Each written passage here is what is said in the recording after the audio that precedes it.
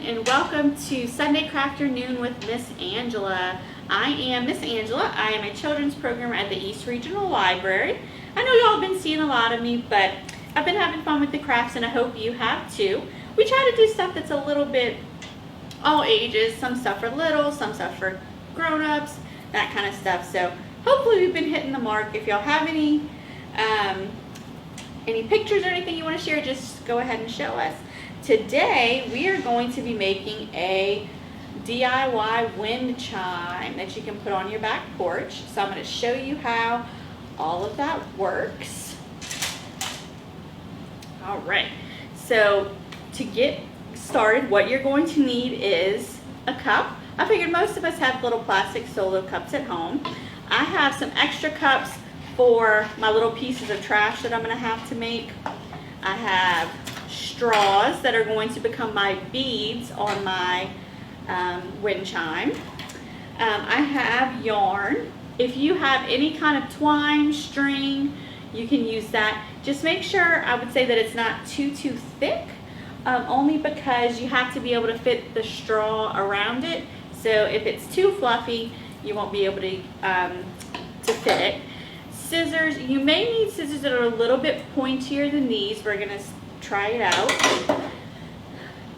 A hole puncher, if you're doing this with a child, you may need to help with the holes. If you have extra beads or stickers that you want to put on the top of your cup, you can go ahead and do that. So the first thing that we're going to do is we're going to put the holes. I put about 7. I've kind of spaced them evenly out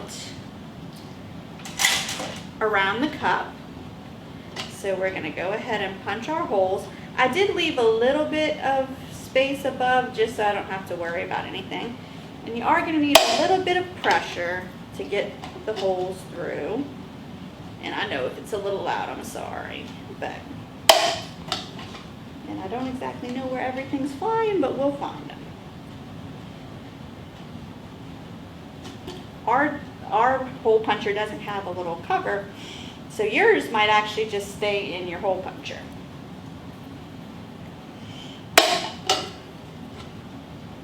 Okay. And you're trying to make sure that you get the cup, but I have the little the guard that I'm making sure that it's between. So I have 1, 2, 3, 4.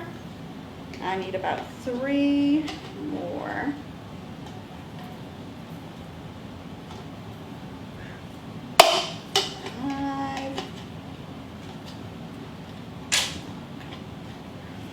I just put lotion on, so my hands are just a teeny tiny slippery.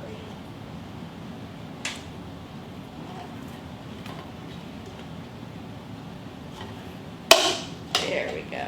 And one final hole punch. You want to try to make them as even as possible, but I know mine aren't perfect.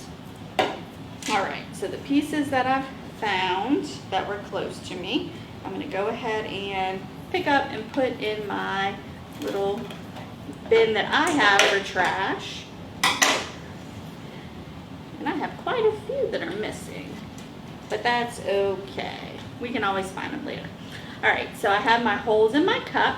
Now this part we're going to try with these scissors. I'm not sure exactly how it's going to work, but we're going to go ahead and see. So you're going to have to poke a hole, and they work, through the top of your cup. I did one sideways line, and I'm going to try to make it look like an X. That way we can put the yarn through, and it makes a little bit more of a hole, and you can kind of space it out to make it easier.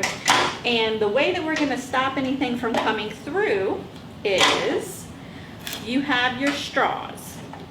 You're going to go ahead and you're going to cut off a piece of your straw. It's not too long, but it's not too short. Kind of a medium-sized piece, if you can see it. We're going to cut off the string that we want to make. You may want to make your wind chime hang long. You may want to make your wind chime hang short. This is a project that you can do a lot of different things to make you happy and make it work for you. It's all your decoration style. If you have pretty permanent markers at home, you could always use the permanent markers and decorate the outside of your cup if you don't have stickers or anything like that.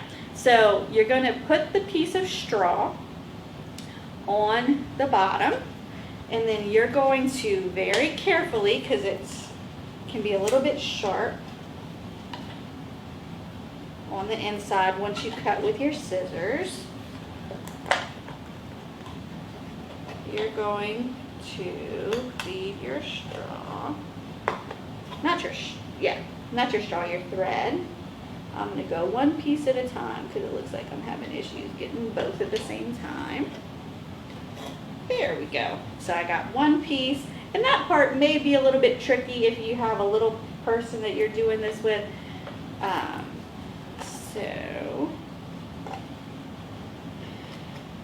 And then try to get that spot open as wide as you can. And actually, I'm going to see if I can use my straw to help get that second piece through. Or you could always use a pencil. We're just being difficult today, Mr. Yarn.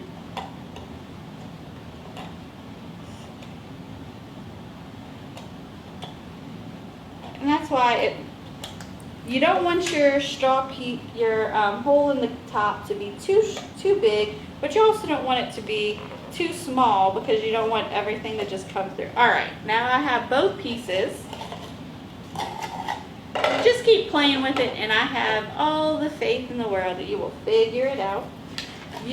So the straw is going to stop the yarn from coming through the top, and the pieces of the plastic cup will kind of come up a little bit as you pull the yarn through, but you're going to go ahead and tie off the top.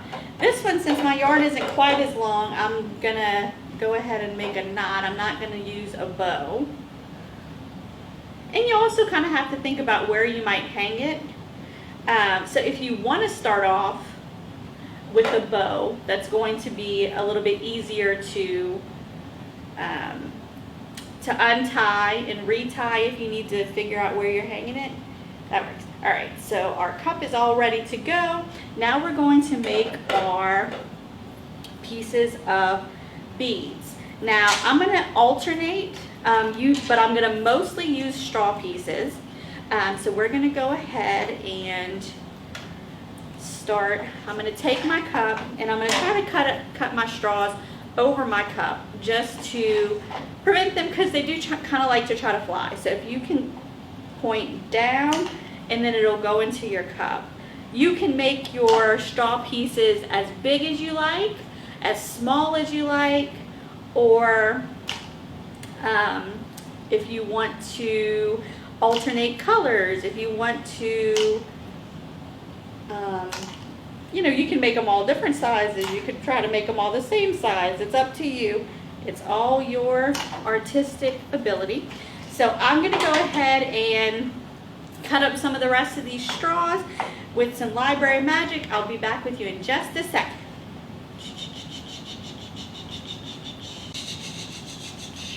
And all my pieces are cut. So if you look in the cup, you can kind of see I have all my different colors of straw. If you just have white straws at home, that's cool too. If you have permanent markers, you might be able to kind of decorate them a little bit. But it's really all about whatever you have at home. Don't worry. So now I went ahead and started cutting some strings. I need 7 strings.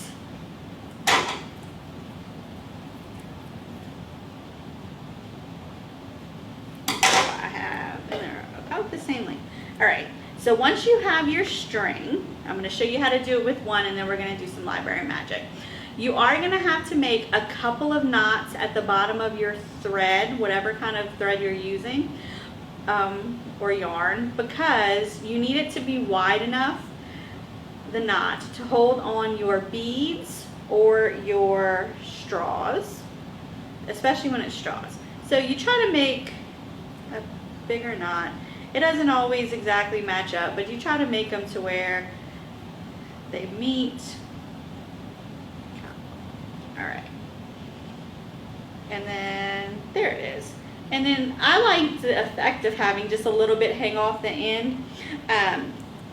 As you need, you can always trim a little bit off the top of your yarn. If you really have a little, it may be a good idea to have them, you can tape a little bit of straw, tape the end of the yarn, take a little piece of tape and wrap it around, and it kind of makes it like a little needle end almost that they can easily spread through. So I'm going to go ahead and start threading. All of mine I did kind of the same size, and then I have these extra beads, so I'm going to use a few of those. And depending upon the size bead you have, it may be a little bit more of a challenge to get it through. So I always try to wind up my yarn, get those threads nice and tight again, except for that these ones seem to want to unwind once I finally kind of thread it through a little bit. I'm going to do a little snip, and I'm going to put that in my cup. That is for, some of them are going to be a little bit easier to get through. The straws will definitely be much easier than the beads. And I guess I didn't cut all enough. There we go. A nice fresh cut that goes through. And then I like to kind of alternate the colors so that I don't, especially since I had colorful straws, I didn't want to overuse one or underuse a certain straw. So I have all these little beads that we use. And I'm not really choosing anything in particular. If you want to make a pattern or anything like that, you can.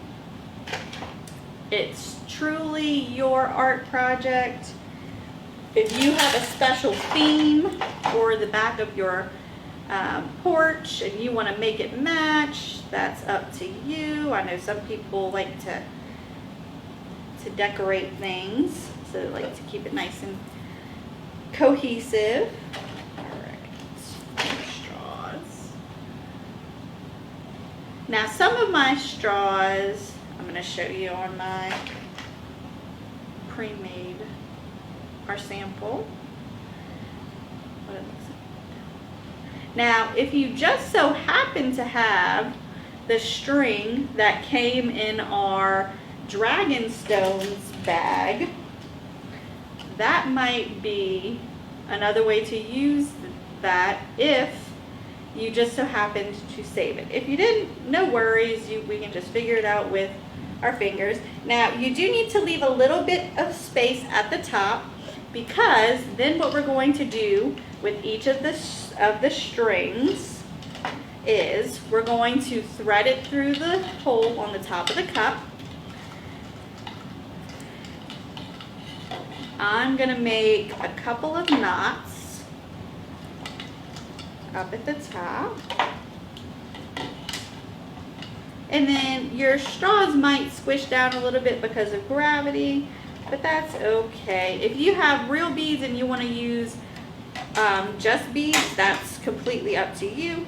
Now I'm cutting off the little bit of extra after I did 3 knots and made sure it was super secure on our cup. All right, so we've got this string nice and secure. We're going to go ahead and I'm going to finish up the rest of my strings, but when you're all finished, it's going to look something like our sample, except for it's going to have your little flare. So I have some pieces that are long, some pieces that are shorter, some pieces that have beads, some pieces that are just straw. It's all whatever you have at home and whatever makes you happy when you create it. So we hope you had fun making your wind chime, and it rustles a little bit whenever the wind comes through. We look forward to seeing any pictures that you have. Thank you for joining us. Have a good afternoon.